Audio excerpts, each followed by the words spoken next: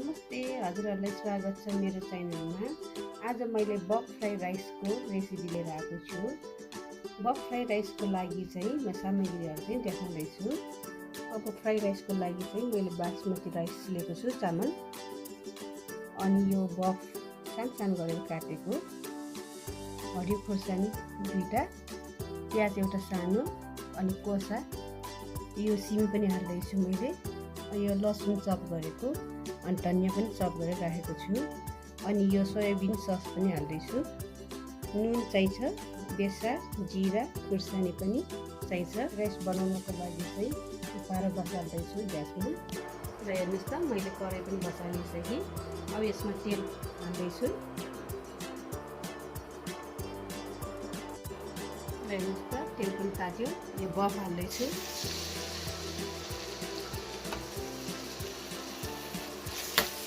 चलाइदिनु होला।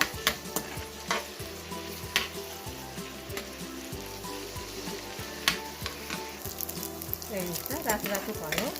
अब यसमा चाहिँ प्याज हालिदिए पनि हुन्छ। ल हेर्नुहोस् त, यसरी प्याज पनि हाल्ने, यो कोसा पनि हालिदिए पनि हुन्छ अहिले नि।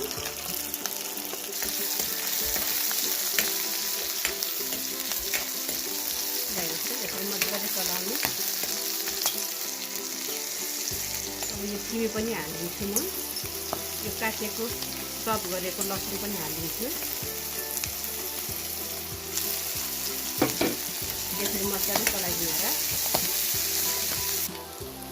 अब यो पनि ब्राउन भयो। अब यो राइसलाई भातलाई पनि हालिदिनु होला। यसरी चलाउनु होला।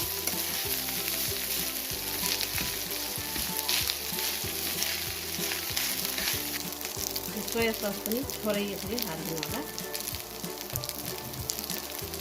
हरियो खोर्सानी लास्टमा, हरियो खोर्सानी यसरी हालिदिनु, अनि थोरै धनियाँ पनि यसरी हालिदिनु।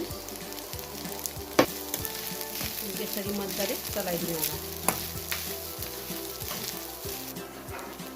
अब म मसला पनि हाल्दैछु। बेसार थोरै, आधी चम्चा भन्नु थोरै,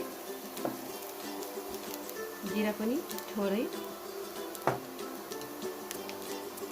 आधी चम्चा जति खुर्सानीको ठुलो, नुन चाहिँ स्वाद अनुसार हालिदिनु होला।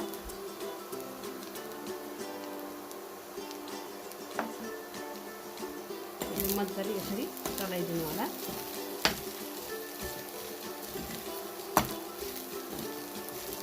एकदम सजिलो छ यो फ्राई राइस बनाउनुलाई।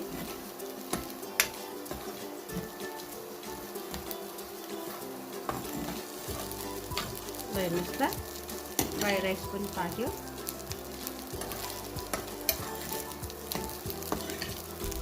हेर्नुहोस् त, फ्राई राइस पनि पाक्यो। अब म सल्ट गरेर देखाउँछु।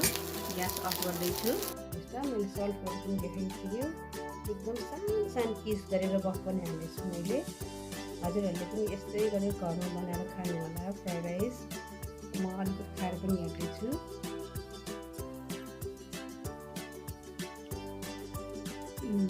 एकदमै स्वादिलो छ। हजुरहरूले पनि यस्तै गरेर घरमा बनाएर खानु होला। मेरो भिडियो मन परेमा हजुरहरूले लाइक, कमेन्ट, सेयर, सब्सक्राइब गर्नु नभुल्नु होला।